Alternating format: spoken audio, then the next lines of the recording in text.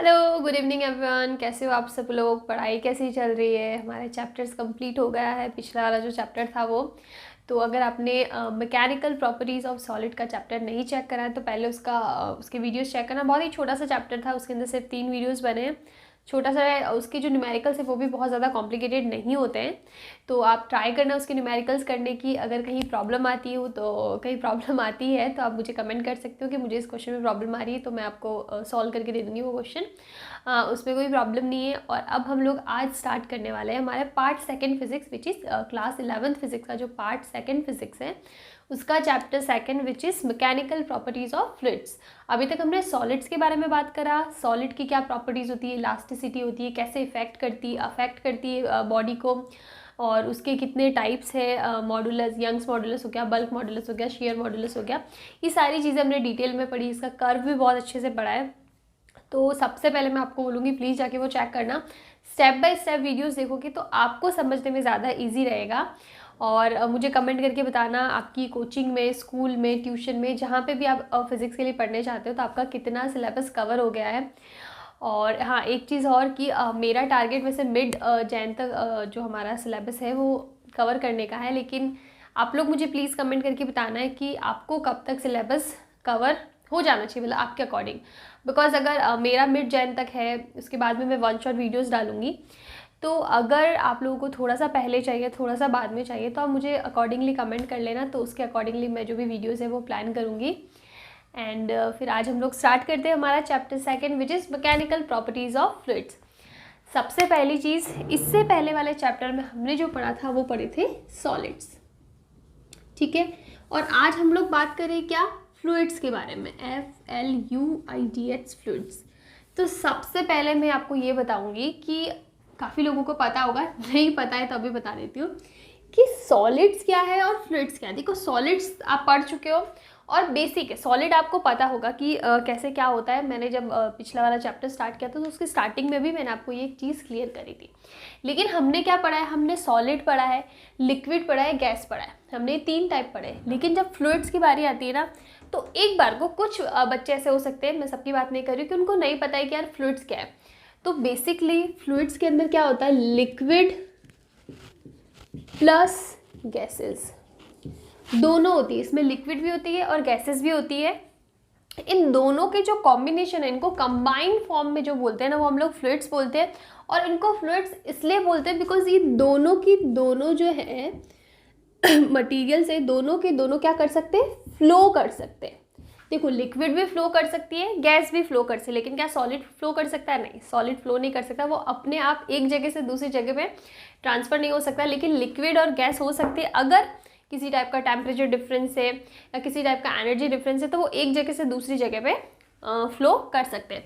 इसीलिए liquid plus gases को combinedly हमने क्या बोला है, फ्लूइड्स बोला है। बिकॉज दीज ये जो लिक्विड्स और गैसेस ये क्या कर सकती है, फ्लो कर सकते हैं, ठीक है। ये बेसिक डिफरेंस हो गया आपका, फ्लूइड्स क्या होता है और सॉलिड्स क्या होता है, ये सारी चीज़ें हमें पता होगी। ये बहुत ही बेसिक सा है, कहीं आने वाला नहीं है, बस एक छोटी सी इन्फॉर्मेशन थी। चलो ठीक है। अब हम लोग इस चैप्टर में मेनली, जब भी चैप्टर की जो मेन लॉज है, काफ़ी लॉज है इस चैप्टर के अंदर, काफ़ी इंपॉर्टेंट प्रिंसिपल्स है, वो सारी चीज़ें हम लोग बाद में पढ़ेंगे। हम लोग एक कॉन्सेप्ट बिल्ड कर देते हैं पहले आज की वीडियो में। तो सबसे पहले जो 2 इंपॉर्टेंट चीज़ें हमें पढ़नी है ना, वो पढ़ना है सबसे पहले तो प्रेशर, कि प्रेशर क्या होता है, और दूसरा हमें पढ़ना है डेंसिटी। पहले इनके कुछ बेसिक कॉन्सेप्ट्स हम लोग क्लियर कर देते हैं, उसके बाद में हम लोग जो भी लॉज वगैरह आएंगे उनके बारे में बात करेंगे। तो सबसे पहले हम लोग क्या ले, डेंसिटी ले या प्रेशर ले?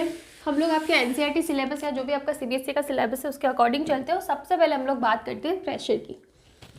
देखो, प्रेशर ऐसा नहीं है कि आपने ये वर्ड पहली बार सुना है, आप बहुत बार यूज़ कर चुके हो, उसके ऊपर न्यूमेरिकल्स भी कर चुके हो। तो प्रेशर ऐसा नहीं कि आपने पढ़ा ही नहीं है। इन जनरल बहुत ही बेसिक डेफिनेशन बोल दो, चाहे इसका फॉर्मूला बोल दो, force per unit area is pressure. यही इसकी डेफिनेशन है और यही इसका क्या है, फॉर्मूला भी है, विच इज प्रेशर पी से डिनोट करेंगे, equals to force per unit area, F upon A. A क्या है, cross sectional area, cross sectional area. जिस पर्टिकुलर एरिया पे आप फोर्स लगा रहे हो ना, हम लोग उस एरिया की बात करेंगे, ओवरऑल ऑब्जेक्ट की एरिया की बात नहीं करेंगे। अभी हम लोग ये चीज़ समझ लेंगे, ये हमने इलास्टिसिटी में भी पढ़ा था। और ये क्या, आप कितना फोर्स अप्लाई कर रहे हो। अगर मैं प्रेशर की बात करूँ तो it's a scalar quantity, scalar quantity. Why scalar quantity, pressure की तो डायरेक्शन होती है, डायरेक्शन होने के बाद ये प्रेशर क्वांटिटी क्यों है, because it is always perpendicular to the surface. जिस भी सरफेस की बात कर रहे हो ना, मैं अगर इस सरफेस की बात कर रही हूँ तो ऐसे लगेगा। तो हमेशा जब एक ही डायरेक्शन रहे ना कि it is always perpendicular, unique direction, हर बार अलग अलग डायरेक्शन नहीं है, तो इसीलिए हम लोग इसको एज अ वेक्टर क्वांटिटी लेते हैं। चलो ठीक है, ये चीज़ हो गई। अब हम लोग बात करें अगर इसकी यूनिट की, तो इसका यूनिट क्या होगा, फोर्स। फोर्स का यूनिट क्या होता है, न्यूटन, एरिया यानी metre square, Newton per metre square, या फिर हम लोग इसको क्या बोल सकते हैं, पास्कल, या फिर इसको डिनोट करो PA से। ये होता है प्रेशर का यूनिट। अगर मैं बात करूँ डायमेंशन की, कोई प्रॉब्लम नहीं है। F को हमें पता है M1 MA ना, M1 L1 T⁻² upon L⁻A। चलो बना ही देते हैं हम लोग डायमेंशन भी, तो जगह M1 N1 T⁻² divide by A है ना, तो A को हम लोग लिखेंगे L², तो ये हो जाएगा M1 L-1 T⁻²। ये होगा इसका डायमेंशन। तो ये कुछ बेसिक चीज़ हो गई प्रेशर के बारे में। अब हम लोग इसकी डेफिनेशन पे आते हैं और इसको समझने की ट्राई करते हैं कि कैसे ये फोर्स से अलग है। बहुत ही बेसिक सिंपल सी चीज़ों के बारे में मैं बात कर रही हूँ, जो शायद आपने 9-10 में भी पढ़ा हो। बहुत ही बेसिक सी चीज़ है। मैं स्टार्ट यहाँ से करती हूँ बिकॉज मैंने आपको स्टार्टिंग में भी बोला था कि आई स्टार्ट फ्रॉम ज़ीरो। जिनको नहीं आता है उनको भी वो चीज़ें पता होनी चाहिए। अगर आपने 9-10 में कुछ नहीं पढ़ा, नो प्रॉब्लम। अगर हमने कोई टॉपिक स्टार्ट करा है ना, नहीं स्टार्ट करा उसका मैं कुछ नहीं कह रही हूँ, अगर लेकिन मैंने कोई टॉपिक स्टार्ट करा है तो मैं उसको बेसिक से स्टार्ट करने वाली हूँ। ऐसा नहीं है कि डायरेक्ट बीच में कोई प्रिंसिपल आके स्टार्ट करूँगी, नहीं, वो चीज़ मुझे खुद को नहीं अच्छी लगेगी। चलो, अब हम लोगों ने बोला कि pressure is what, force per unit area. तो कैसे डिफरेंस है, हम एक यहाँ पे फोर्स लगा रहे हैं, तो ये फोर्स और प्रेशर में कैसे डिफ्रेंशिएट होने वाला है। देखो, जब हम लोग फोर्स की बात कर रहे हैं ना, फॉर एग्जाम्पल ये बोर्ड, तो यहाँ पे कितना फोर्स लगा है, तो फॉर एग्जांपल मैंने 15 न्यूटन लगाया, तो मैं लिख दूंगी 15 न्यूटन, ये हो गया हमारा फोर्स। लेकिन जब मैं प्रेशर की बात करूंगी ना, तो वहाँ हमको एरिया लेना पड़ेगा कि किस एरिया के परपेंडिकुलर आप फोर्स लगा रहे हो। अगर मैं बोर्ड की बात कर रही हूँ और बोर्ड के इस सरफेस पे लगा रही हूँ, ठीक है, तो मुझे ये वाला जो पूरा एरिया है ना, ये लेना पड़ेगा और यही हमारा क्रॉस सेक्शनल एरिया होगा। मैं इसका टोटल एरिया नहीं लूँगी। मेरी बात समझ में आ रही है आपको। देखो, इट इज़ लाइक अ जो होता है ना, स्क्वायर नहीं बोल सकती मैं, लो मैं आपको ऐसे बता देती हूँ। हमारे पास ये क्या है, क्यूब है, ठीक है। तो क्यूब पे मैंने यहाँ पे, जैसे ये क्यूब है, ये इसका फ्रंट सरफेस है, मैं यहाँ पे फोर्स लगा रही हूँ। मैं बोर्ड को लेके नहीं समझा रही हूँ because it's a rectangular sheet, ये बिल्कुल ऐसा है, तो इसलिए मैं क्यूबिकल फॉर्म में लेके समझा रही हूँ कि हमारे पास क्यूब है। अब मैंने यहाँ पे फोर्स लगाया, ठीक है, कितना फोर्स लगाया, 15 न्यूटन, तो ये हमारा फोर्स हो गया। अब अगर मैं प्रेशर की बात कर रही हूँ ना, तो किस सरफेस के परपेंडिकुलर मैं प्रेशर लगा रही हूँ, इस पे लगा रही हूँ, ये वाला, ठीक है। तो मुझे इसका एरिया लेना पड़ेगा और यही हमारा क्रॉस सेक्शनल एरिया होगा। ऐसा नहीं है कि मैं इस पूरे का एरिया लूँगी, नहीं, मुझे इस पूरे का एरिया नहीं लगाना। जिस सरफेस के परपेंडिकुलर हम लोग फोर्स लगा रहे हैं ना, उसका एरिया लेना पड़ेगा, मतलब इसका एरिया, तो वो हो जाएगा हमारा pressure which is force per unit area. अब इसमें एक इम्पॉर्टेंट चीज़ क्या है, आपने 15 न्यूटन का फोर्स लगाया, ठीक है, और हमारे पास दो एरिया, ठीक है। मान लो कोई शीट है, दो शीट है, मतलब इसके दो साइड है, तो इसका एरिया मान लो A1 ले लेते हैं 2 मीटर स्क्वायर, और एक A2 दूसरा एरिया ले लेते हैं। दूसरे एरिया का मतलब है हम लोग दो सरफेस की बात कर रहे हैं। इस पहले सरफेस पे हम फोर्स लगा रहे हैं 50 न्यूटन और उसका एरिया 2 मीटर स्क्वायर। दूसरे सरफेस पे फोर्स उतना ही लग रहा है लेकिन उसका एरिया मान लो 1 मीटर स्क्वायर, मतलब कम है। तो अब आप देखो, इस केस में दोनों ही सरफेस पे फोर्स तो हम लोग उतना ही लगा रहे हैं लेकिन प्रेशर अलग अलग आएगा। कितना आएगा, जिसका एरिया ज़्यादा होगा ना उस पर प्रेशर कम लगेगा। आप फॉर्मूले से देख सकते हो, 50 न्यूटन अपॉन एरिया, एरिया कितना 2, तो इस पर कितना प्रेशर लगने वाला है 7.5 न्यूटन पर मीटर स्क्वायर, ये हो गया P1। अगर मैं P2 की बात करूँ, इस सरफेस की बात कर रही हूँ, फोर्स हम लोग उतना ही लगा रहे हैं 50 और इसका एरिया कितना है 1, ठीक है। तो यहाँ पे देखो 15 न्यूटन पर मीटर स्क्वायर। तो इस केस में फोर्स हम लोग सेम लगा रहे हैं लेकिन प्रेशर अलग अलग फील कर रहा है। तो बेसिकली यहाँ पे एरिया का इंपॉर्टेंस काफ़ी ज़्यादा है। जब हम लोग प्रेशर की बात करेंगे, फोर्स में हमें कहीं एरिया लेने की ज़रूरत नहीं पड़ती है, लेकिन प्रेशर लेंगे तो हमें एरिया देखना पड़ेगा, हमें सरफेस देखना पड़ेगा कि किस सरफेस के परपेंडिकुलर हम लोग प्रेशर लगा रहे हैं, फोर्स लगा रहे हैं, उसी सरफेस का एरिया हमें लिखना है। That is our cross sectional area. तो एरिया जितना छोटा होगा ना, फोर्स उतना ही प्रेशर उतना ही ज़्यादा होगा। फोर्स की वैल्यू तो सेम रहने वाली है, लेकिन एरिया कम है तो प्रेशर ज़्यादा है, एरिया ज़्यादा है तो प्रेशर कम है। इसको समझने के लिए हम लोग नेल की बात करते हैं। नेल होता है ना, हाँ, कील, जिसको हम लोग हिंदी में कील बोलते हैं। आप लोग दीवार में कील मारते हो, तो आप देखो कि इतनी सी कील, उसका इतना पॉइंटेड होता है, लेकिन फिर भी वो दीवार को क्रॉस कर जाती है। बिकॉज यहाँ पे आप देखो, हम लोग दो कील की बात करते हैं। एक कील हम लोग लेते हैं जिसका एकदम शार्प पॉइंटेड है, ठीक है, और एक कील हम लोग लेते हैं जिसका जो पॉइंटेड नहीं है, एकदम ब्लंट है, ठीक है, मोटा सा इसका पॉइंट है, मोटा है ये। अब आप देखो, अब हम लोग ने क्या बताया कि हम लोग जिस सरफेस पे जो हम लोग कर रहे हैं ना, उसका सरफेस एरिया काउंट करते हैं। तो इसका सरफेस एरिया यानी जो एरिया है, cross sectional area, surface area, ये क्या होगा, थोड़ा सा कम होगा कंपैरेटिवली। मैं कंपैरिजन की बात कर रही हूँ, और यहाँ पे जो एरिया होगा ना, वो थोड़ा सा ज़्यादा होगा। तो अगर मैं प्रेशर की बात करूँ तो F/A, और ये भी कितना हो जाएगा, F/A। यहाँ पे एरिया क्या है, ज़्यादा है। एरिया ज़्यादा है तो प्रेशर क्या हो जाएगा, कम हो जाएगा, और यहाँ पे एरिया कम है तो प्रेशर क्या हो जाएगा, ज़्यादा हो जाएगा। तो बेसिकली जितनी ज़्यादा पॉइंटेड शार्प हमारे पास नेल होगी ना, उतना ज़्यादा प्रेशर होगा। बिकॉज जितनी ज़्यादा पॉइंटेड है उतना उसका एरिया क्या होगा, कम होता जाएगा। एरिया, सरफेस एरिया कम है, और फोर्स हम लोग दोनों के लिए सेम लगा रहे हैं। इधर भी फॉर एग्जांपल 10 न्यूटन फोर्स लगा रहे हैं, इधर भी 10 न्यूटन फोर्स लगा रहे हैं, लेकिन दोनों का एरिया डिफरेंट है।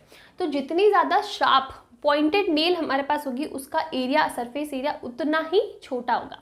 एरिया जितना छोटा होगा उस पर प्रेशर उतना ही ज़्यादा लगेगा। इसीलिए जब हम लोग शार्प नेल लेते हैं ना, तो वो बहुत जल्दी से दीवार के अंदर चली जाती है, बिकॉज उस पर प्रेशर ज़्यादा लग रहा है।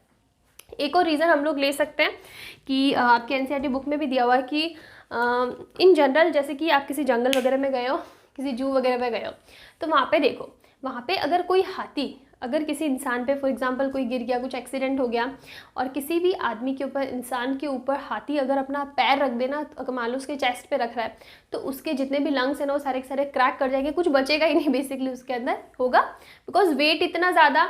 और हम लोग प्रेशर की बात करें तो फोर्स ये नहीं, कौन लगा रहा है, फोर्स हाथी लगा रहा है, mg, इसका मास बहुत ज़्यादा होता है, तो फोर्स बहुत ज़्यादा होगा अपॉन एरिया। एरिया किसका लगेगा, एरिया लगेगा जो एरिया हमें फील हो रहा है, तो उसके पैर का, मतलब जो पैर ले रहा है ना, उस एरिया, पैर का जो सरफेस होगा उसका एरिया हमें काउंट करना पड़ेगा।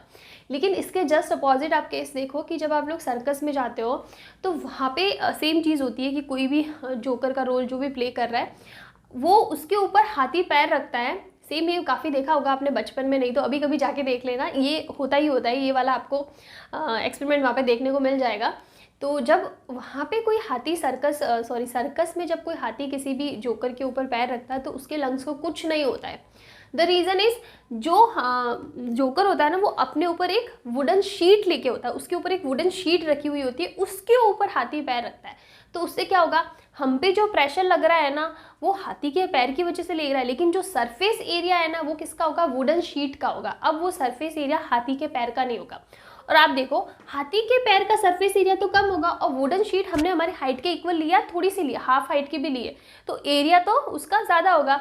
जैसे ही सरफेस एरिया हमने बढ़ा लिया, हमने वुडन शीट रख ली, तो हमारा सरफेस एरिया बढ़ गया, प्रेशर जो फोर्स वाला है, एरिया बढ़ते ही प्रेशर क्या हो जाता है, कम हो जाता है। प्रेशर कम हो गया, इसी वजह से हमारे लंग्स को कोई भी डैमेज नहीं होता है। ये एक्सपेरिमेंट घर पे नहीं करना है, ये लोग वो लोग फुल्ली ट्रेंड होते हैं, उनको कैसे शीट को रखना है, कैसे अरेंज करना है, वो सारी चीज़ें उनके ऊपर होती है, उनको पता होता है। लेकिन ये जस्ट एक चीज़ है समझने की कि वो सरफेस एरिया को बढ़ा के उस प्रेशर को कम कर लेते, जिससे उनके लंग्स पे या किसी भी दूसरे बॉडी पार्ट पे कोई भी डैमेज नहीं होता है। तो एक ये चीज़ हो गई समझने के लिए। अब आप देखो, अब हमने प्रेशर की बात करी, इन जनरल हमने उसकी प्रॉपर्टीज़ पढ़ ली कि फोर्स अपॉन एरिया होता है, लेकिन यहाँ पे हम लोग किसकी बात कर रहे हैं, फ्लूइड्स की बात कर रहे हैं, ठीक है। और फ्लूइड्स में मेनली मैं लेके चलती हूँ लिक्विड को, ठीक है। तो अगर हम लोग लिक्विड की बात करें तो वहाँ पे प्रेशर कैसे लग रहा है, हमें पता है, हमने सॉलिड वगैरह की केस में बात करी, उस पर फोर्स किसी पर्टिकुलर शेप पे, जैसे मैंने क्यूब वाला एग्जाम्पल ले लिया, उसके एक सरफेस में मैंने फोर्स लगा दिया, तो प्रेशर में हमको पता पड़ जाएगा उसका एरिया निकाल के। लेकिन हम लोग लिक्विड पे ये चीज़ कैलकुलेट कैसे करेंगे? लिक्विड में हमको अगर प्रेशर को समझाना है तो हम लोग कैसे समझाएंगे? तो देखो, फॉर एग्जाम्पल हमारे पास कोई एक कंटेनर है, इसके अंदर पानी भरा हुआ या फिर कोई भी लिक्विड भरा हुआ, आपको जो लिक्विड लेना है वो ले लो। अब हमने इसके अंदर किसी पत्थर को डाला, छोड़ो पत्थर भी छोड़ो, कोई भी एक ऑब्जेक्ट को डाला। For example this is our object, ठीक है, ये हमारा क्या है? ऑब्जेक्ट है। हमने इसके अंदर डाला, तो अब क्या होगा? जो भी कंटेनर होगा उसका एक वाटर लेवल होगा, फिक्स्ड होगा, वो पूरी तरफ से बैलेंस्ड होगा, एकदम शांत होगा पानी, उसके अंदर कोई भी हलचल नहीं है। जैसे ही आपने उसके अंदर ऑब्जेक्ट को डाला तो ऑब्जेक्ट क्या करेगा? जो भी ये मास होगा ना, वो अपने आप को पानी में एडजस्ट करने की ट्राई करेगा ना, अपना स्पेस ढूंढेगा कि मुझे इस पानी में फिट होना, तो उसको स्पेस तो बनाना पड़ेगा। तो ये स्पेस बनाने के लिए बाहर की साइड क्या करेगा? प्रेशर लगाएगा। लेकिन जो पानी है वो भी तो ट्राई करेगी ना कि हम हमारा स्पेस नहीं दे, हम लोग वापस अपने स्पेस को लेने की ट्राई करते हैं। तो इसी रीज़न की वजह से जो लिक्विड होती है ना, वो इस ऑब्जेक्ट पे क्या लगाता है? प्रेशर लगाता है। प्रेशर किस लिए लगाता है? बिकॉज ये इसका जो इनिशियल स्टेज है ना, उसमें डिस्टर्बेंस हुआ है, तो ये डिस्टर्बेंस को अपोज करने की ट्राई करती है, फिर से ट्राई करती है कि मैं इस पर प्रेशर लगा के अपने एरिया को या फिर अपना जो भी जगह ऑब्जेक्ट ने लिए उसको फिर से लेने की ट्राई करूँ। तो उसको एज अ प्रेशर आप समझो, ठीक है। तो प्रेशर को अगर हम लोग लिक्विड के केसेस में समझना चाहते हैं तो क्या हो जाएगा कि जब भी किसी कंटेनर में, या कहीं भी, कंटेनर की बात मत करो, इन जनरल मैं सिर्फ यहाँ पे समझाने के कंटेनर ले लो, जहाँ पे भी पानी है, लिक्विड है, आप उसके अंदर कोई ऑब्जेक्ट डाल रहे हो तो वो ऑब्जेक्ट अपना स्पेस बनाने की ट्राई करता है, ठीक है, उसके बीच में अपना स्पेस बनाने की ट्राई करता है। वो लिक्विड उस चीज़ को अपोज करती है बिकॉज उसने उसके ओरिजिनल सिचुएशन, ओरिजिनल जो भी कंडीशन थी उसको डिस्टर्ब करा है। तो वो लिक्विड जो होता है वो उस ऑब्जेक्ट पे चारों डायरेक्शन में क्या लगाता है? प्रेशर लगाता है। तो ये चारों डायरेक्शन में बेसिकली इट्स अ फोर्स। तो चारों डायरेक्शन में जो इस पर फोर्स लग रहा है ना, उसी को हम लोग क्या बोलते हैं? प्रेशर बोलते हैं। तो ये हो गया, अगर हम लोग लिक्विड की बात कर रहे हैं तो वहाँ पे प्रेशर को कैसे समझना हो गया, ये बहुत ही बेसिक सी चीज़ हो गई। अब आप देखो, हमने प्रेशर पढ़ लिया, लिक्विड के केसेस में प्रेशर को कैसे स्टडी करना है वो चीज़ पढ़ ली, हमने इसकी डेफिनेशन पढ़ ली, सॉलिड्स के केसेस में पढ़ लिया। अब एक इम्पॉर्टेंट चीज़ है कि हम लोग ले लेते हैं एग्जाम्पल कि हमने ये चीज़ बोल दिया कि प्रेशर होता है। यहाँ पे एक इम्पॉर्टेंट चीज़ हमने जो पढ़ने वाले वो पढ़ने वाले एटमॉस्फेरिक प्रेशर। एटमॉस्फेरिक प्रेशर ये क्या चीज़ होता है? ठीक है, 1 atm, इसको atm करके लिखते हैं। इसकी एक फिक्स्ड वैल्यू होती है, 1 atm is equals to 1.015 into 10⁵ newton per metre square, या फिर ले लो पास्कल, ठीक है। क्या चीज़ होता है? आपने बहुत बार पढ़ा होगा, पिछली क्लासेस में भी पढ़ा होगा कि 1 atm 1 एटमॉस्फेरिक प्रेशर, ये क्या होता है? तो बेसिकली हमारे चारों तरफ एक एनवायरनमेंट है, एक एटमॉस्फेयर है, ठीक है। उस एटमॉस्फेयर में नंबर ऑफ गैसेज है, बहुत सारी चीज़ें उस एटमॉस्फेयर के अंदर इंक्लूडेड होती है, और आपने डिटेल में चीज़ें पढ़ी भी होगी, क्या गैसेज होती है, कैसे रिएक्शन होता है, सारी चीज़ें। मैं उन सारी चीज़ें में डिटेल में नहीं जा रही हूँ, लेकिन हमें पता है कि हमारे सराउंडिंग एक एटमॉस्फेयर है। तो उस एटमॉस्फेयर के थ्रू भी हम पे एक प्रेशर लगता है, हम पे क्या, कोई भी जो भी उस एटमॉस्फेयर के अंदर है। फॉर एग्जाम्पल ये हमारा एटमॉस्फेयर है, ठीक है। अब इस पूरे एरिया के अंदर जो भी है, चाहे कोई इंसान है, पेड़ है, जानवर है, कुछ भी, जो भी ऑब्जेक्ट इसके अंदर आता है ना, उस पर एक प्रेशर लगेगा इस एटमॉस्फेयर की वजह से, ठीक है। और वो जो प्रेशर होता है ना, बिकॉज एटमॉस्फेयर फिक्स्ड है, तो वो जो एटमॉस्फेरिक प्रेशर होता है ना, वो फिक्स्ड होता है कि वो एटमॉस्फेयर की वजह से हम पे या किसी भी दूसरे ऑब्जेक्ट पर कितना प्रेशर लगने वाला है, तो वो उसकी फिक्स्ड वैल्यू है, which is 1.05 into 10⁵ newton per metre square, इसका फिक्स वैल्यू। और ये आपको याद होनी चाहिए कि एटमॉस्फेरिक प्रेशर की वैल्यू कितनी होती है। चलो ठीक है, अब मैंने ये तो बात कर ली, लेकिन जब वो इतना ज़्यादा, देखो 10⁵ जितना हमें प्रेशर लग रहा है हमारे ऊपर, लेकिन वो हमें फील क्यों नहीं होता है? ऑब्वियसली बात है ना, आप खुद सोचो कि 10, तो चलो आगे की जो भी टर्म है उसको हम लोग भूल जाते हैं, चाहे वो 1 है, चाहे 10 है, 100 है, लेकिन हमें पता है कि पीछे 10⁵, विच इज़ 1 लाख, 10,000 10⁴ होता है, और इट इज़ 10⁵, यानी 1 लाख के अमाउंट में हम पे कुछ प्रेशर लग रहा है, तो वो हमें फील क्यों नहीं हो रहा है? उसको समझने के लिए एक छोटा सा एग्जाम्पल लेते हैं, आपकी बुक्स में भी दे रखा हो, काफ़ी जगह वो दे रखा होता है कि वो एग्जाम्पल। तो उसके लिए हम लोग क्या कर सकते हैं, फॉर एग्जाम्पल हम लोग एक सिंपल सा एग्जांपल लेते हैं कि आपके घर में विंडो है, ठीक है। हम लोग मान लेते हैं विंडो का दो साइड होगा, ठीक है। For example this is the window, ये हम लोग विंडो मान लेते हैं या तो इस साइड से या ऑपोजिट साइड से। दो फेसेस होंगे, तो साइड वाले फेसेस भी होते हैं लेकिन उनको हम लोग एक बार नहीं लेते, हम लोग मेन फेसेस की बात है। फॉर एग्जाम्पल इसका एरिया जो है ना, cross sectional area which is 2 metre square, ठीक है। हमने 2 मीटर स्क्वायर के जितना ले लिया। अब हमें पता है कि प्रेशर जो एटमॉस्फेयर की वजह से, हम लोग एटमॉस्फेरिक प्रेशर की बात करें तो जो एटमॉस्फेयर की वजह से जो प्रेशर होता है ना उसकी वैल्यू फिक्स्ड होती है which is P equals to 1। हम लोग एक बार हटा देते हैं 1.015 है, एक बार उसको रेगुलेट कर देते तो it is almost equal to what 10⁵ newton per metre square.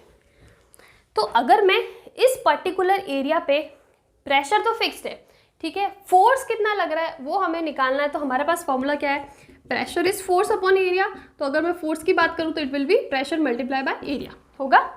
Now see, force is what, pressure की वैल्यू 10⁵ इंटू एरिया इज 2, तो it is 2 into 10⁵ newton which is very very very big, ठीक है ना। आप खुद सोचो 2 लाख न्यूटन, कितना ज़्यादा फोर्स है ये, 2 लाख न्यूटन। आप खुद इमेजिन करो 2 लाख न्यूटन मतलब मास कितना हो जाएगा, F इजिकल टू mg होता है ना, तो mass is almost equal to 2 into 10⁴ यानी 20,000 किलोग्राम। 20,000 किलोग्राम फोर्स लग रहा है इस विंडो पर, लेकिन फिर भी वो विंडो पे कुछ नहीं हो रहा है, ना वो ब्रेक हो रही है ना कुछ हो रहा है। ऐसा क्यों, इसके पीछे क्या रीज़न है। मैंने जो सिचुएशन यहाँ पे रखी है वो आपको समझ में आई या नहीं आई, एक बार फिर से समझाते हैं। हमने किसी एक विंडो को इमेजिन करा है, उस विंडो का एरिया हमने ले लिया लेट्स से 2 मीटर स्क्वायर, ठीक है। प्रेशर एटमॉस्फेयर की वजह से कितना लगता है, we know 10⁵ almost equal to 10⁵ newton per metre square. अगर मैं इस एटमॉस्फेरिक प्रेशर की वजह से इस एरिया पे फोर्स कितना लग रहा है वो निकालना चाहूँ तो हम लोग इस फॉर्मूले से कैलकुलेट कर सकते हैं विच इज़ 2 इंटू 10⁵ न्यूटन। ये न्यूटन है, F इक्वल्स टू mg है। अगर मैं g से डिवाइड करूँ तो मेरे पास मास आ जाएगा, और mass is 20,000 kilogram which is very large. अगर इतना ज़्यादा फोर्स किसी विंडो पे लग रहा है फिर भी वो हमें फील क्यों नहीं हो रहा है, द रीज़न इज़ कि अगर हम लोग बोल रहे हैं ना कि इस साइड से इतना लग रहा है तो इसके ऑपोजिट साइड से भी तो कितना का कितना ही लग रहा होगा ना। ये विंडो है, हम इस साइड की बात कर रहे हैं, इतना यहाँ से लग रहा है, तो इसके ऑपोजिट डायरेक्शन में भी इस side it is always perpendicular और टुवर्ड्स द सर्फेस। ये फिक्स होता है। प्रेशर की डायरेक्शन की बात करूँ, it is always perpendicular to the surface and towards the surface. यहाँ पे सर्फेस है तो ऐसे होगा, ऐसे नहीं होगा, ठीक है। टूवर्ड्स द सर्फेस, यहाँ पे भी टूवर्ड्स द सर्फेस। तो यहाँ पे प्रेशर लग रहा है तो इसके ऑपोजिट डायरेक्शन में भी तो कुछ प्रेशर लग रहा होगा, कम ज़्यादा हमें नहीं पता, अंदर क्या वैक्यूम है या फिर क्या सिचुएशन अंदर की हमें नहीं पता, प्रेशर क्या है अंदर का हमें नहीं पता, लेकिन हमें पता है कि लगेगा दोनों साइड से, तो वो कैंसिल आउट हो जाता है। अगर वो ऑलमोस्ट इक्वल है ना कि यहाँ पे सिर्फ और सिर्फ एटमॉस्फेरिक प्रेशर की वजह से इतना लग रहा है, एरिया तो सेम ही रहने वाला है और इसके ऑपोजिट साइड पे भी सिर्फ और सिर्फ एटमॉस्फेरिक प्रेशर ही है तो उसकी वजह से भी सेम ही लगेगा, तो वो कैंसिल आउट हो जाएगा। इधर से भी 22 लाख न्यूटन फोर्स लग रहा है, इधर से भी 2 लाख न्यूटन फोर्स लग रहा है, तो वो चीज़ हमें फील नहीं होती है। What we feel is, this is very important, इसको हम लोग लिखते हैं what we feel is pressure difference not pressure। इसका मतलब समझ में आया कि हमें जो फील होता है ना वो प्रेशर डिफरेंस फील होता है, प्रेशर नहीं फील होता है। फॉर एग्जांपल यहाँ से फोर्स की चलो बात कर लेते हैं कि यहाँ से हम लोग का 2 लाख न्यूटन फोर्स लग रहा है, इधर से भी 2 लाख न्यूटन फोर्स लग रहा है, दोनों एक दूसरे को कैंसिल आउट कर जाएंगे एक दूसरे के ऑपोजिट डायरेक्शन में। इधर से भी इतना, मैं इधर से इतना धक्का लगा रहा है, उधर से भी वापस उतना ही धक्का लगा रही, तो मतलब ये स्टेबल रहेगी ना, इसमें कोई भी मूवमेंट नहीं होगा, ठीक है। ये चीज़ आपको कॉन्सेप्ट समझ में आई, तो इसी वजह से हमें कुछ भी फील नहीं होता। अगर मैं बोलूँ कि यहाँ से क्या लग रहा है 2 लाख न्यूटन फोर्स लग रहा है और यहाँ से 3 लाख न्यूटन फोर्स लग रहा है, मतलब 1 लाख न्यूटन का जो डिफरेंस आ रहा है ना वो हमें फील होगा, डेफिनेटली फील होगा। दोनों सेम है हमें फील नहीं होगा, या फिर डिफरेंस बहुत कम है तो भी इतना ज़्यादा फील नहीं होगा, हल्का सा कुछ फील होगा। लेकिन वो डिफरेंस ज़्यादा है, जितना भी है, चलो डिफरेंस ज़्यादा है कम कितना भी है, वो चीज़ हमें फील होती है। हमें प्रेशर फील नहीं होगा, प्रेशर डिफरेंस फील होगा। दिस इज़ वेरी इंपॉर्टेंट, इसलिए मैंने लिखा है what we feel is pressure difference not pressure. Pressure feel नहीं होता है, कितना डिफरेंस है वो फील होता है। अगर ऐसा होता है ना कि ये विंडो है, ठीक है, यहाँ पे एटमॉस्फेरिक प्रेशर लगा रहा है और अंदर हमने वैक्यूम क्रिएट कर दिया, रूम है, रूम के अंदर वैक्यूम, कंप्लीट वैक्यूम, उसके अंदर हमने बिल्कुल भी एयर है ही नहीं, तो वहाँ पे एटमॉस्फेरिक प्रेशर भी नहीं होगा। एयर ही नहीं है तो प्रेशर कहाँ से होगा? जो एटमॉस्फेयर के अंदर एयर होती है, डिफरेंट गैसेज होती है, उसकी वजह से हमें वो प्रेशर फील होता है। हमने वैक्यूम कर दिया, कोई एयर नहीं है, बिल्कुल खाली है, और बाहर की साइड से तो एटमॉस्फेरिक प्रेशर आएगा, तो उस केस में क्या होगा? यहाँ पे ज़ीरो और बाहर की साइड कितना वैल्यू है? 10⁵ which is 1 lakh Newton per metre square pressure. समझ में आई? यहाँ से 0 लग रहा है और बाहर की साइड से 1 लाख लग रहा है। तो मैंने अभी बोला what we feel is pressure difference. Pressure difference कितना आ रहा है? 1 लाख न्यूटन का, इस न्यूटन पर मीटर स्क्वायर का। इसका मतलब अगर ऐसा केस होता है ना कि आप अंदर वैक्यूम क्रिएट कर दूँ, 0 प्रेशर, और बाहर की साइड से 1 lakh Newton per metre square का प्रेशर, तो वो विंडो टूट के गिर जाएगी, कहीं गिर जाएगी, आपको पता भी नहीं पड़ेगा। उस केस में आपको फील होगा कि एटमॉस्फेरिक प्रेशर कितना ज़्यादा होता है। तो ये एक सिंपल सा कॉन्सेप्ट है, एक बार मैं फिर से रिवाइज कर लेती हूँ कि जब हम लोग प्रेशर की बात करेंगे, we know the formula which is force per unit area. It is different than force. Force के अंदर हम लोग एरिया का काउंट नहीं करता है, पूरा रूम हो, पूरी वॉल हो, जितना फोर्स लग रहा है हमें पता है 50 न्यूटन तो 50 न्यूटन, ठीक है। लेकिन जब हम लोग प्रेशर की बात करें तो हम पर्टिकुलर किसी एरिया की बात करें, जिस एरिया पे फोर्स लग रहा है उसका एरिया हमें काउंट करना पड़ता है। This is the basic difference. दूसरी चीज़ आती है कि जब हम लोग लिक्विड की बात करें तो लिक्विड में कोई भी ऑब्जेक्ट होता है, उस पर लिक्विड की वजह से चारों साइड से क्या लगता है? फोर्स लगता है, जिसको हम लोग एज अ प्रेशर लिखते हैं, बिकॉज एरिया भी होता है, ठीक है। वो बात हो गई। उसके बाद में हम लोग ने बात करी एटमॉस्फेरिक प्रेशर। जो एटमॉस्फेयर होता है उसकी वजह से कितना प्रेशर फील होता है, which is 10⁵ newton per metre square, which is very high. लेकिन हमें फील लाइक क्यों नहीं होता? Because what we feel is pressure difference, not pressure. और वो कैसे? आप विंडो का एग्जांपल ले सकते हो, दोनों साइड से इक्वल हमें नहीं फील होगा, एक साइड में ऊपर नीचे जितना भी डिफरेंस होगा वो हमें डेफिनेटली फील होगा। चाहे वो 10 न्यूटन का भी फोर्स हो तो ऑब्वियसली बात है वो फील होगा, गड़गड़ाहट होगी खिड़कियों में, कुछ भी हो सकता है, ठीक है। तो ये चीज़ हो गई हमारी प्रेशर डिफरेंस की। तो ये कुछ बेसिक प्रॉपर्टीज़ हो गई, हमने प्रेशर के बाद में बात कर ली। अब हम लोग बात करते हैं डेंसिटी की। प्रेशर के ऊपर तो देखो पूरा चैप्टर है, आगे जाके आपको प्रेशर में बहुत सारे लॉस भी पढ़ने हैं, तो हम लोग उसको कंटिन्यू करेंगे। लेकिन हम लोगों ने बोला था कि स्टार्टिंग में हम लोग 2 टर्म को अच्छे से समझेंगे, तो प्रेशर हमने अच्छे से समझ लिया। नेक्स्ट आता है हमारा डेंसिटी। अभी तक जो भी समझाया उसमें कहीं पे दिक्कत आती है तो आप मुझे बताना कि यहाँ पे हमें कंफ्यूजन रहा या यहाँ पे समझ में नहीं आई। तो नेक्स्ट हमारा जो टॉपिक है, या फिर हम लोग बोलेंगे जिसको हमें समझना है, वो है डेंसिटी। डेंसिटी क्या होता है? डेंसिटी तो देखो बहुत ही सिंपल है। सिर्फ डेंसिटी की बात करूँ कोई प्रॉब्लम नहीं है। Density is what? Density D से लिख दो, मास per unit volume is density. आप बहुत बार पढ़ चुके हो, इसमें कोई प्रॉब्लम नहीं है। और जब हम लोग लिक्विड्स की बात करेंगे ना, तो मेनली हम लोग डेंसिटी को रो से डिफाइन करेंगे। जब हम लोग लिक्विड्स की बात करेंगे, गैसेस की बात करेंगे, तो डेंसिटी को रो से डिफाइन कर लेते हैं। उससे कोई फ़र्क नहीं पड़ता, आपको पता होना चाहिए कि आपने किससे डिनोट करा है। हम लोग डी लेके चल रहे हैं, तो ठीक है, डेंसिटी से डी। तो ये क्या होता है? मास पर यूनिट वैल्यू। इसमें कोई भी प्रॉब्लम नहीं है। यूनिट की बात करें, यूनिट कितना हो जाएगा? किलोग्राम पर मीटर क्यूब होगा, कोई प्रॉब्लम नहीं है। जो मेन चीज़ समझने वाली आती है वो आती है कि इस चैप्टर में हम लोग ये डेंसिटी नहीं पढ़ने वाले हैं, हम लोग पढ़ने वाले हैं रिलेटिव डेंसिटी। रिलेटिव डेंसिटी या फिर क्या बोल सकते हैं? Specific gravity. स्पेसिफिक ग्रेविटी, ठीक है। स्पेसिफिक ग्रेविटी की बात करेंगे तो जी से मल्टीप्लाई कर लेंगे, तो एम जी लिख के हमको चलना पड़ेगा। और हम लोग इसलिए हम लोग इन जनरल हम लोग रिलेटिव डेंसिटी लेके चलते हैं। स्पेसिफिक ग्रेविटी की बात हम लोग बाद में कर लेंगे। रिलेटिव डेंसिटी क्या होता है? इसका formula relative density is a ratio. देखो हम लोग रिलेटिव वर्ड यूज़ करते हैं ना, तो रिलेटिव मतलब किसी ना किसी के रेस्पेक्ट में बात कर रहे हैं। रिलेटिव वर्ड आया, कहीं से कंपेयर करें, किसी के रिस्पेक्ट में बात करें, दूसरे फ्रेम के रिस्पेक्ट में बात कर रहे हैं।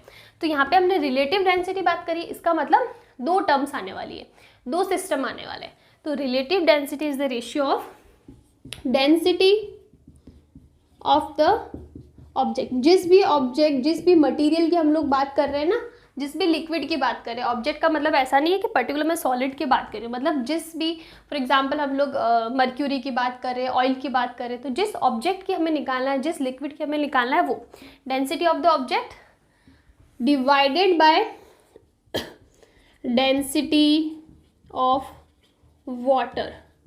वाटर भी क्या? At 4 degree centigrade. देखो आपको काफ़ी जगह मैं इसको ऑब्जेक्ट हटा देती हूँ ताकि आपको समझने में ईजी हो। डेंसिटी ऑफ लिक्विड, जिस लिक्विड की हम लोग बात कर रहे हैं ना, उसके लिए बोल रहे हैं।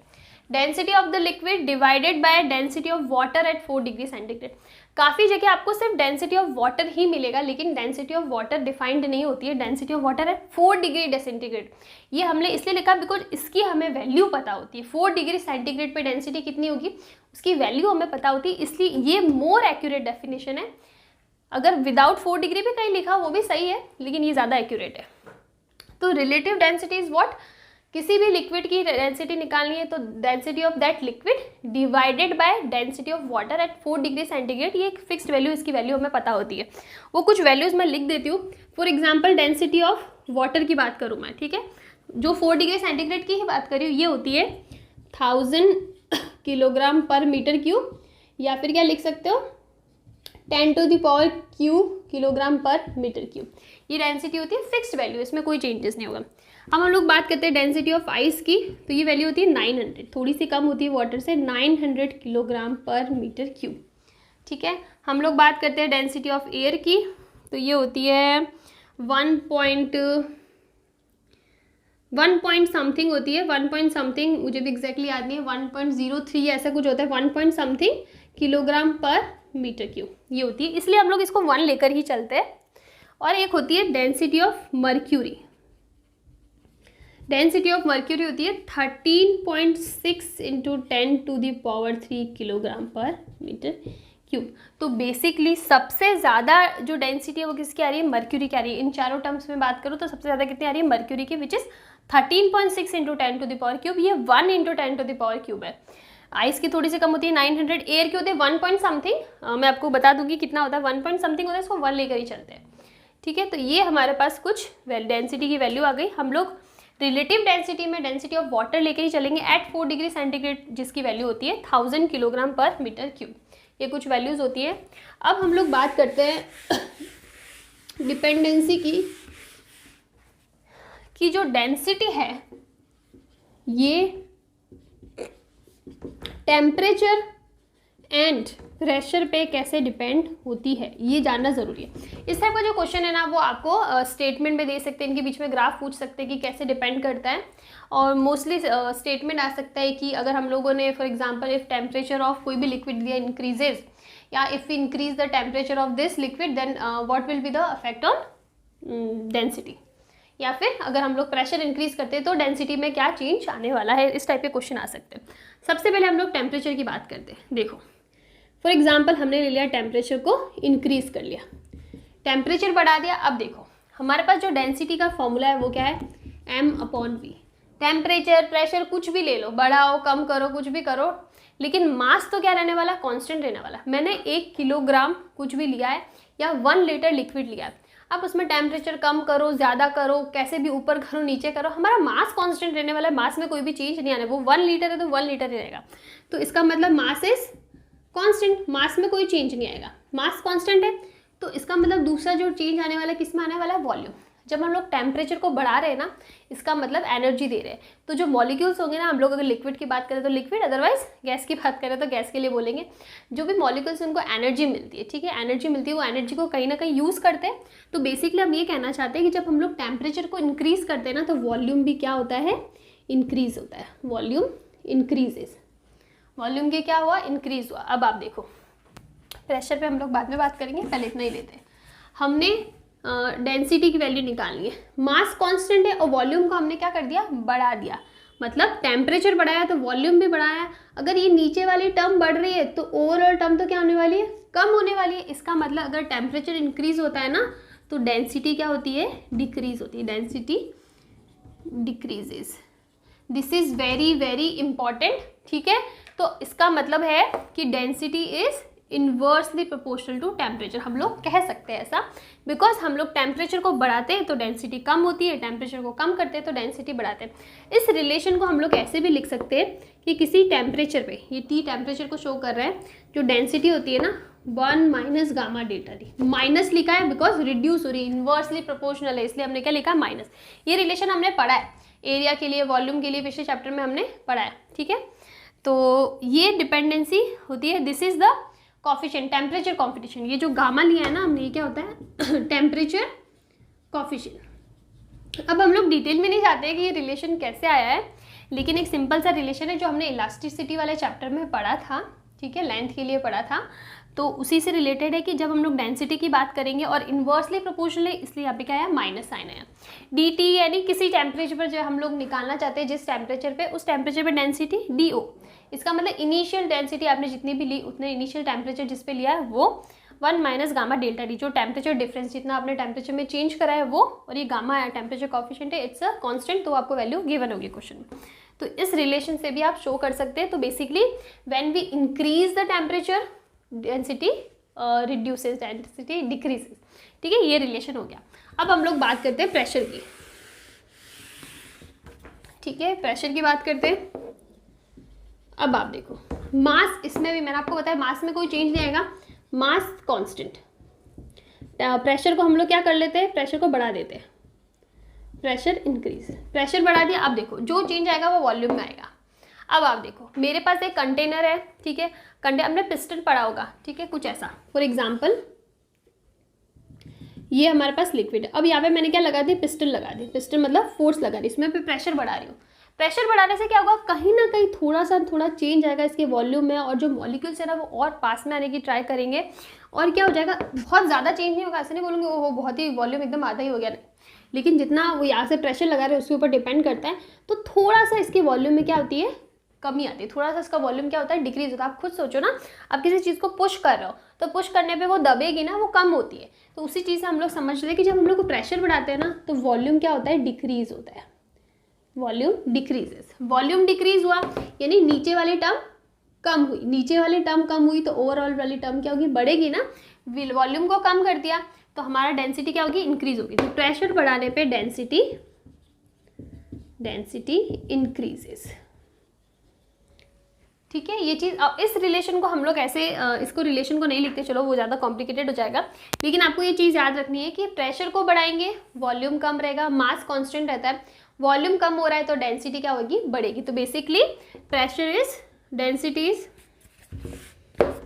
Is proportional to the pressure, because density बढ़ रही है तो प्रेशर भी बढ़ रहा है, सॉरी प्रेशर बढ़ रहा है तो डेंसिटी भी बढ़ रही है, प्रेशर कम हो रहा है तो डेंसिटी भी कम हो रही है, प्रोपोर्शनल है। टेम्परेचर वाले रिलेशन में क्या था, इनवर्सली प्रोपोर्शनल था। तो ये दोनों चीज़ आपको पता होनी चाहिए कि टेम्परेचर पे डिपेंडेंसी कैसे है और प्रेशर पे डिपेंडेंसी कैसे है। ईजी है, इसमें ज़्यादा कुछ समझने ऐसा नहीं। अभी हम लोग बात करते हैं दो इम्पॉर्टेंट टर्म्स की, वो है डेंसिटी, इम्पॉर्टेंट टॉपिक है density of the mixture. Mixture का मतलब है जब हम दो या दो से ज़्यादा लिक्विड को मिक्स कर रहे हैं ना, mixed density of the mixture ही लिखो। डेंसिटी ऑफ द मिक्सचर का मतलब है कि हम दो या दो से ज़्यादा लिक्विड्स को मिक्स कर रहे हैं ना, आपस में मिला रहे हैं, ऐड कर रहे हैं, तो उस केस में उसकी डेंसिटी कैसे चेंज होगी। तो इसके दो केसेस हो सकते हैं। सबसे पहला केस लेते हैं कि हमारे पास 2 लिक्विड्स है, ठीक है, वी हैव 2 लिक्विड्स। क्वेश्चन की जैसे समझ लेते हैं, we have 2 liquids of same mass, मतलब दोनों का मास सेम है, same mass but of different densities d1 and d2 respectively. Then find the density when both the liquids are mixed. Question में क्या गिवन है कि हमारे पास 2 लिक्विड है, ठीक है, मास सेम है, इसका मास m है तो दूसरे लिक्विड का भी मास क्या है, m है, लेकिन डेंसिटी अलग अलग है, इसकी डेंसिटी d1 है, इसकी डेंसिटी 2 है। अब हमने क्या कर दिया, इनको ऐड कर दिया, सम कर दिया, इन दोनों को मिला दिया, अब ये लिक्विड बच गया, ठीक है। तो अब इस मिक्सचर की डेंसिटी कितनी होगी ये हमें निकालना है। सॉरी, ये आपको सिचुएशन समझ में आई। दो लिक्विड है, दोनों का मास सेम है, मास सेम है मतलब सेम अमाउंट में लिया है, ठीक है। इसका भी मास इतना है, इसका भी मास सेम है, कितना भी ले लो आप, दोनों का मास सेम है, लेकिन डेंसिटीज अलग अलग है। इसकी एक की डेंसिटी D1 ले ली, दूसरे की D2 ले ली। अब हमने इन दोनों को कंबाइन कर दिया, मिक्स कर दिया दोनों लिक्विड को ऐड करने के बाद जो मिक्स्ड बना है ना, मिक्सचर बना है, उसकी डेंसिटी कितनी होगी, डी मिक्स हमने डिनोट करा है, वो हमें निकालनी है। तो ये डायग्राम में हटा देती हूँ। तो देखो, अगर मैं बात करूं डेंसिटी ऑफ मिक्सचर की, ठीक है, तो डेंसिटी क्या होता है, m/v, मास पर यूनिट वॉल्यूम होता है। ये तो बात कर ले जब हम लोग एक ही लिक्विड की बात करें, लेकिन हम लोग जब डी मिक्स का मतलब है जब दो या दो से ज़्यादा लिक्विड को मिक्स कर रहे हैं ना, तो क्या होगा, सबके अलग अलग मास, m1 + m2, या फिर हम लोग लिख सकते हैं m total upon v total.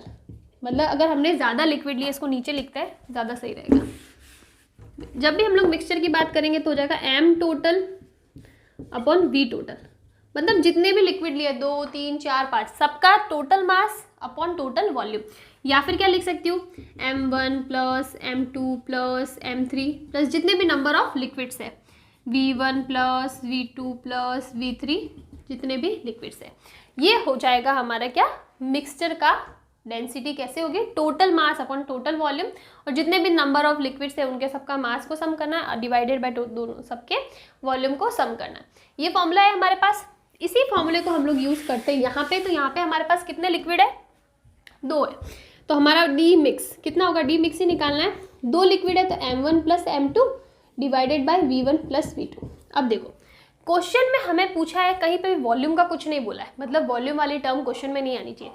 Question में मास दे रखा है, सेम है, और डेंसिटीज मतलब डी और एम टर्म्स आनी चाहिए, वी टर्म नहीं आनी चाहिए। सबसे पहली चीज़, दोनों का मास सम है तो m + m। हम लोग मान लेते हैं कि एक लिक्विड का मास m है, तो दोनों का m + m हो जाएगा अपॉन वॉल्यूम। लेकिन हमें क्वेश्चन में वॉल्यूम नहीं गिवन है, और हमें पता है d = क्या होता है, m/v।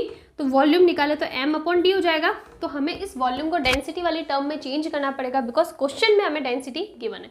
तो ये क्या हो जाएगा, m1/d1 होना चाहिए ना, v1 = m1/d1, लेकिन हमें पता है कि दोनों ही लिक्विड का मास सेम है, तो हम लोग m लिख सकते हैं। तो हो जाएगा m/d1 + m/d2। यहाँ तक चीज़ें क्लियर है, कोई भी कंफ्यूजन नहीं होना चाहिए, एकदम सिंपल सा है। अब देखो, आप इसको सॉल्व करो, डी मिक्स = 2m, दोनों मासेस का सम कर लिया, 2m हो गया। इसको करो तो ये हो जाएगा, यहाँ पे आ जाएगा d1 d2, और ये हो जाएगा m1, कैसे भी लिख दो, सॉरी, md1 + md2 होगा। अब आप इसको और कैलकुलेट करो आगे, तो 2m d1 d2 divided by m common आ रहा है, नीचे आ रहा है d1 + d2 हो रहा है। तो आप देखो, m से m कैंसिल हो जाएगा। तो बेसिकली जो डी मिक्स हमारे पास आ रहा है ना, वो आ रहा है 2d1 d2 upon d1 + d2। This is our formula. ये तो मैंने नॉर्मल d1 और d2 की टर्म में लिए, इससे हमारे पास फॉर्मूला आ गया। इस फॉर्मूले को आपको याद करना पड़ेगा, you have to remember this formula. ये इंपॉर्टेंट है, इसको याद करना पड़ेगा। आप सारे के सारे क्वेश्चन में देखो, सीबीएसई की मैं बात नहीं करती, लेकिन अगर आप कंपटीशन एग्जाम की बात करें तो आप एक एक फॉर्मूला वहाँ पे डेराइव करने नहीं बैठ सकते हो, आपको चीज़ें याद रखनी पड़ेगी। ये चीज़ मैं बहुत बार बोल चुकी हूँ, फिर से बोली हूँ, the only thing you need to remember is the process कैसा होता है वो आपको याद होना चाहिए। बाकी उसका प्रोसेस आपको पता होनी चाहिए कैसे हो रहा है, लेकिन आपको फॉर्मूलाज तो सबके याद रखना ही पड़ेगा। तो देखो, जब भी आपको क्वेश्चन में सेम मास वाली बात, देखो डेंसिटी का क्वेश्चन हो, सेम मास वाली चीज़ दे रखी हो, तो सेम मास वाली चीज़ में जो फॉर्मूला आने वाला है डेंसिटी का, वो ये आने वाला है।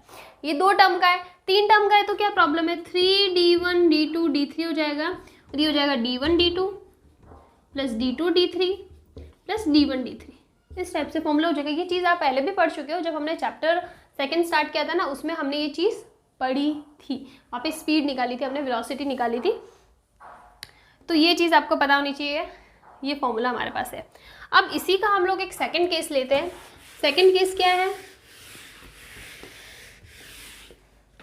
सेकंड केस है हमारे पास, we have 2 liquids of same volume. अब हम लोग बात करते हैं वॉल्यूम की, same volume but of different densities d1 and d2, then find the density when both the liquids are mixed. कुछ भी चेंज नहीं है, सिर्फ इतना सा चेंज है कि वहाँ पे हमने सेम मास की बात करी थी, यहाँ पे सेम वॉल्यूम की बात करेंगे। क्या करना है, D mix m1 + m2 V1 plus V2। Question में हमें वॉल्यूम सेम दे रखा है तो हो जाएगा M1 प्लस M2। मास के बारे में नहीं बोला है तो हमको बाय डिफॉल्ट मानना है कि मास अलग अलग ही होंगे। अगर सेम होता तो क्वेश्चन में गिवन होता, जो चीज़ सेम है ना वो गिवन होगी। दोनों का वॉल्यूम सेम है तो V प्लस V मान लिया हमने। अब देखो क्वेश्चन में हमें मास नहीं पूछा है, हमें डेंसिटी के बारे में पूछा है, तो हमें चेंज करना पड़ेगा। D equals to M upon V होता है तो मास कितना होता है D इंटू वी, तो हमें इस मास को D की टर्म में लिखना पड़ेगा। तो क्या हो जाएगा D mix equals to M1 यानी DV1 plus D1 V1 plus D2 V2, ऐसे ही होगा ना। M1 की बात करेंगे तो D1 V1 आएगा, M2 की बात करेंगे तो D2 V2 आएगा। ये चीज़ क्लियर है? ठीक है, नीचे 2V लिख दो। अब हमें पता है कि दोनों वॉल्यूम क्या है, सेम है, तो आप इसको कैसे लिख सकते हो, D1V plus D2V divided by 2V। आप इसको सॉल्व करो, ये आपके पास आने वाला है D max equals to D1 plus D2 by 2, यानी इनका एवरेज, दोनों डेंसिटीज़ का एवरेज। तो ये दो केस है हमारे पास डेंसिटी के लिए। जब हम लोग पहला केस था सेम मास की बात करें तो क्या होना चाहिए, दूसरा केस है एवरेज वाला, उसमें क्या होना चाहिए, वॉल्यूम सेम होना चाहिए, 2 या 2 से ज़्यादा कितना भी लिक्विड आप ले रहे हो। तो ये फॉर्मूला भी आपको डायरेक्ट याद होना चाहिए, आप डायरेक्ट करने नहीं बैठ सकते हो। जब सेम वॉल्यूम दिया हुआ तो ये फॉर्मूला यूज़ करना है, सेम मास दिया हुआ तब पहले वाला फॉर्मूला यूज़ करना है। तो ये कुछ बेसिक चीज़ें थी हमारे पास डेंसिटी के अंदर। आई थिंक डेंसिटी में इतना इनफ है, इसके बाद में हम लोग जो भी इस पर न्यूमेरिकल करेंगे उससे चीज़ें क्लियर हो जाएगी। आज के वीडियो के लिए हम लोग इतना ही रखते हैं, बिकॉज इसके बाद में एक टॉपिक स्टार्ट होने वाला है, टॉपिक को बीच में छोड़ना अच्छा नहीं लगेगा, तो हम लोग नेक्स्ट वीडियो में इसको कवर करेंगे। ये जो चैप्टर है थोड़ा सा लेंदी है, तो 5 से 6 वीडियो ईजिली लेगा ये चैप्टर, और वैसे तो 3 में भी करा दो कोई प्रॉब्लम नहीं, लेकिन थोड़ा सा लेंदी है, थोड़ा सा कॉम्प्लिकेटेड भी है, न्यूमेरिकल्स भी बहुत अच्छे बनाते हैं, तो थोड़ा अच्छे से टाइम लेके हम लोग इसको समझेंगे। देखो सिलेबस 10 से 15 दिन लेट होगा वो चल जाएगा, लेकिन कॉन्सेप्ट अगर नहीं समझ में आए तो फिर कोई मतलब नहीं है पढ़ने का भी, तो इसलिए अच्छे से करेंगे और आप लोग भी अच्छे से सपोर्ट करो। और मुझे प्लीज़ कोई भी वीडियो में प्रॉब्लम आ रही है, बिकॉज व्यूज़ काफ़ी कम हो गए, अगर कहीं पे कुछ दिक्कत आ रही है, कहीं प्रॉब्लम हो रही है, नहीं अच्छा लग रहा है, नहीं समझ में आ रहा है, जो भी डिफिकल्टी आप ऑनेस्टली मुझे कमेंट्स में बताओ, तो मैं ट्राई करूँगी कि मैं उन चीज़ों को इम्प्रूव कर सकूँ। बिकॉज ये तो मेरा मोटिवेशन है, this is the only motivation, मुझे कोई रुपये तो मिलेंगे नहीं इससे, लेकिन ज़्यादा लोग देखेंगे, कमेंट्स करेंगे अच्छे अच्छे, तो मुझे उस चीज़ का मोटिवेशन रहेगा और मैं और भी अच्छे से ज़्यादा एफर्ट्स लगाऊंगी। तो इसलिए अच्छे से सपोर्ट करना, कहीं प्रॉब्लम आती है तो बताना, अपने फ्रेंड्स क्लासमेट सबके साथ शेयर करना। एंड आज का वीडियो हम लोग यहीं करते हैं, नेक्स्ट वीडियो में हम लोग जो मेन टॉपिक्स है पास्कल्स लॉ उसके बारे में बात करेंगे। तब तक के लिए थैंक यू।